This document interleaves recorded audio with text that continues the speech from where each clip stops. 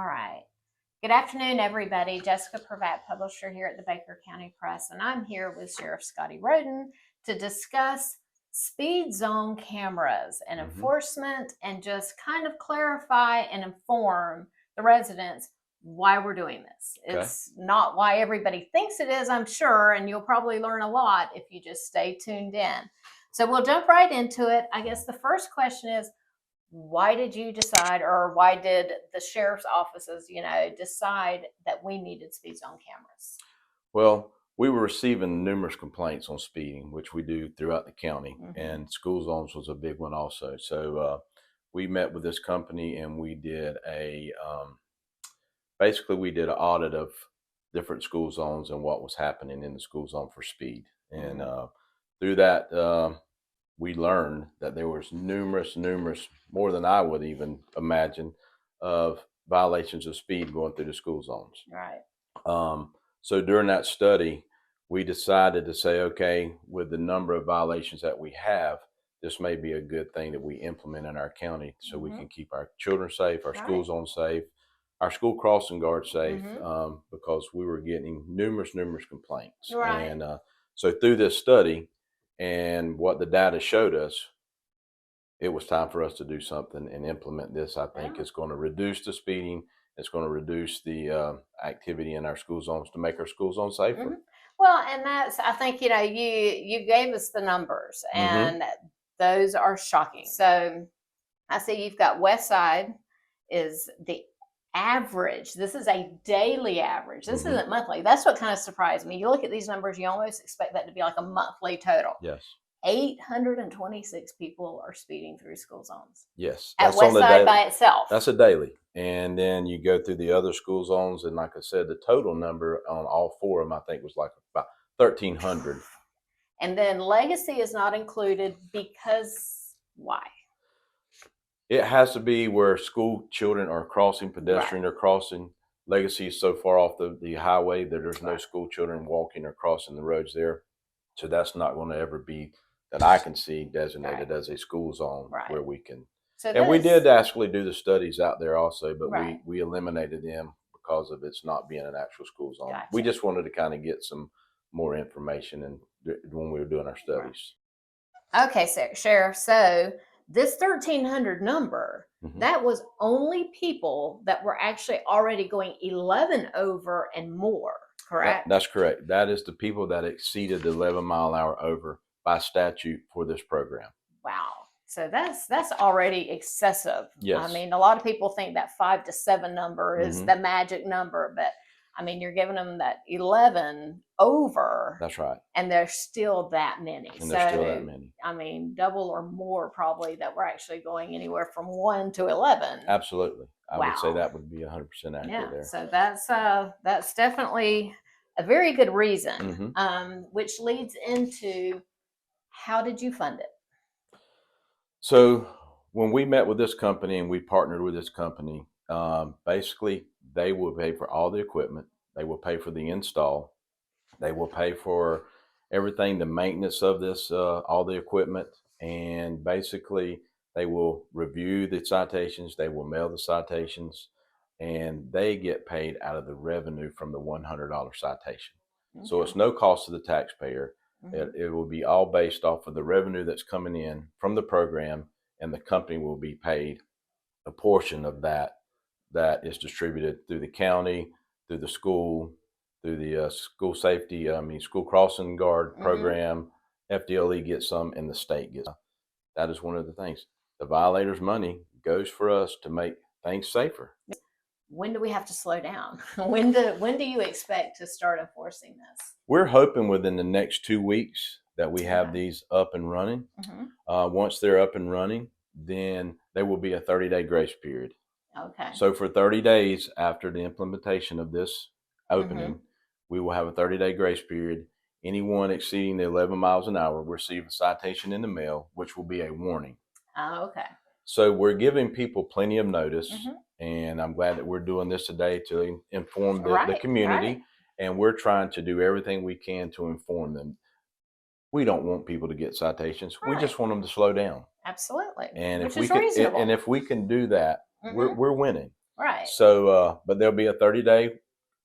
It's basically a grace period, and it will be a warning given to the people that violate the 11 miles an hour over. So then, of course, you mentioned the citations. How are the tickets going to be issued? So the tickets will be issued by mail. Okay. You will receive a citation in the mail. You will receive the date, the time of the infraction, also with a photographic evidence of you driving in the car. Right. And there'll also be a link in there that you can see the actual video of the person or the car action and the violation. So everything will be on that citation where you can see it, where you can actually view the video, and all the information will be in it, but it will be mailed to you. Okay. And so you have 30 days. You'll have 30 days to pay it. Okay. So that's, and you said it is a flat fee. It's not like a typical speeding ticket. It's a flat fee of $100, which does not affect your driver's license. It doesn't affect your insurance cost. But if you fail to pay it within those 30 days, it could turn over to a uniform traffic citation, which then all those things kick in where it can affect your driving history, can affect your insurance. So we encourage people to call us if you have questions. That's another thing that we implemented. I wanted somebody to be in office to be able to take the calls, complain. I didn't want somebody calling a 1-800 number. Right. And get frustrated when you can't understand get frustrated. the person. Yep. So we build in this program where we have an individual here that people in our community can reach out to and talk to. Right. And we can help them and walk through things and show them what needs to be done. Okay, so $100 citation. There's a breakdown on where the money goes. And I'm going to let you kind of explain to people with that breakdown how that money still, what specifically it's going to go to. So we have $60 that goes to the county. Right. Out of that $60, there's a percentage that goes to the company that we're partnered with. And only thing that can be spent on in the county is for public safety. Okay. It can't be dispersed anywhere else in the coffers to do it, but for public safety only. Okay. And then we've got $5 that goes specifically to the school crossing guard program, which you guys also administer. We administer that, and that $5 will go directly to school crossing guards. It can't go anywhere else. Okay. And then we've got $12 that goes to the school district, Baker County School District. The school district will receive $12, but that goes to school safety and school safety only. Okay. And then we have $3 to FDLE.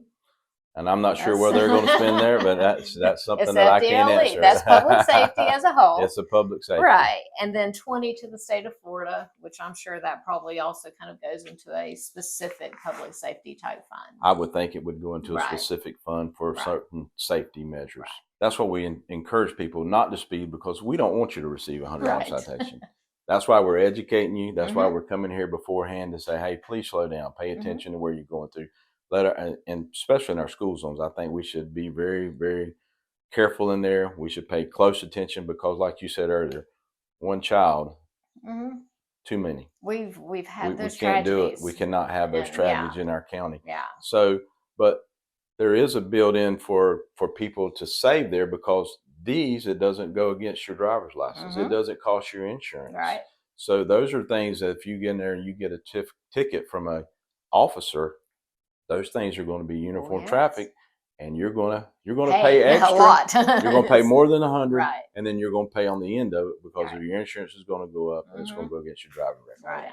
Right. And when making this decision, before I went forward with this, it wasn't about the money.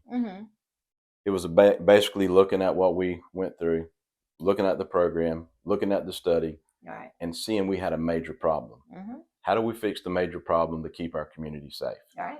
That's my first goal. Right. What is that magic number in terms of how fast they can go before it's going to trigger that $100 citation?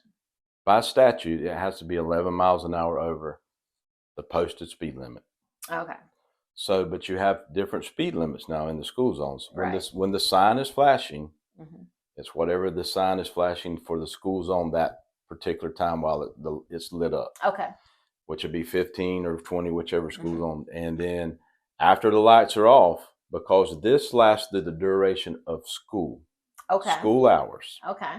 So when the light goes off and there's still school activity going on in the schools, the cameras are still working. Okay. So if the posted speed limit on that road is 25, Mm-hmm. then at 36, you will start receiving the citation. Okay. So anytime during school hours That's or right. activity. Now, what about like after school activities? No, No. So it's it's from just the the time the school light hours. comes on in the Gotcha. mornings until the light goes on off in the afternoon. We'll monitor the schedule of the schools Mm-hmm. for planning days. Okay. You know, we have days where schools close for Right. weather or something may Right. happen, and we will monitor those. Mm-hmm. And we encourage people, if a citation does go out and it's a day of that, Right. that citation will be taken care of, and you will Okay. not be charged in that day. What if I'm the registered owner, so I let my kid drive my car Mhm. and it flags it because he's going too fast? And we're going to get a lot of those. Oh, yes, you will. And basically what has to happen is the registered owner has to fill out an affidavit and send in the affidavit of who was driving. Okay. And then the ticket can be reissued to that Mhm. individual, Right. because it is the owner's responsibility Mm-hmm. of the car, Right. regardless if you're driving or not. It's still your responsibility. And those are things, and we don't want to charge people that wasn't Mhm. driving. Right. Right. But it is the responsibility of that individual that owns it to fill out Mhm. the affidavit, send it in to us, Right. and then we will reissue the citation. Okay. And I guess in terms of when you say you're going to mail it out, you're mailing it out to the address on record with their license or their license plate. Yes. Okay. So that's how that goes out. Mm-hmm. What else should people know or do they need to know regarding this new speed, say this correctly, speed zone camera enforcement? Well, what we want them to know is, you know, we went over it when they're activated, when they're working, Right. and we've heard different things. Well, it's going to be on the weekends. It's going to be 1 mile an hour and over. Right. It's not 1 mile. It has to be 11 miles over the speed limit. Right. That's by statute. Mm-hmm. So those are the things that we want people to know. We want to know how you, when you receive the citation, what you can do and what you need to do within that 30-day period. If there's a contestant on the that you're contesting the speeding ticket, there's a process that you go through there.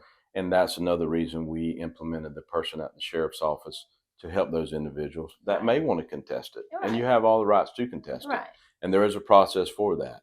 So my kid's driving my car. I get the ticket. Mm-hmm. I guess let's talk a little bit more about timelines in terms of from the time that ticket's issued. You said an affidavit can be filled out to say, no, that's not me driving, reissue it. So that 30-day clock in terms of when they have to pay, it starts when they get the ticket in the mail. When you receive the citation in the mail, that's when your time starts. Okay. Yes. And you can expect to get that anywhere from a couple of weeks to a month from the time that you are caught or that vehicle is caught speeding. That's correct. That way. That's correct. Okay, so when they get the ticket and then their clock starts, mm-hmm. and they say that's not me, they send in an affidavit, then and you have to do that within the 30-day time within period. the 30-day time period. Okay. So, unless you call and you can test it. Okay. And then we can extend the time period. Okay. So if you receive the citation, you say, hey, that wasn't me. Mm-hmm. We can extend it. But by law, what the statute tells us is the owner has to file an affidavit saying they are not the owner before we can reissue the ticket. Right. You can't just call up there and say, hey, that wasn't me. Right. I need you to reissue it to this You're person right. that was driving. You have to fill out the affidavit. It's by statute. Right. And that's where we have to reissue the ticket then to the person that you tell us it was right. Okay. Driving. And then it gets reissued, and then their 30-day their 30-day starts then. Okay. Got it. Tell me a little bit about that reporting that shows the effectiveness of the program. So we are required to report these to DMV Mm-hmm. on a yearly basis. And we're also going to be reporting these to our county commissioners. This is something that we agreed to do Mm-hmm. and give them information and let them know where we're at with this program Right. and how it is progressing. Mm-hmm. So each year we are required to give these. So we're hoping to see the decrease come every year to where we're at now. Right. Right. Hopefully. That's the goal. Right. How do we fix the problem Mm-hmm. without costing taxpayers a lot of money? Right. And how can we reduce the number of speeders that we have in a certain area, which is our school zones? Right. So, they answered all those questions for me, and that's why the decision was made to go forward with it. yeah, heck, sounds like a win-win to me. Well, Sheriff, thank you for joining me. I think people will learn everything they need to know, and we can put a lid on the misinformation and get the facts out there. And I appreciate the time. Thank you for having us, and we just wanted the opportunity to speak to the community and let them know what this program is all about. All right. Well, thank y'all so much.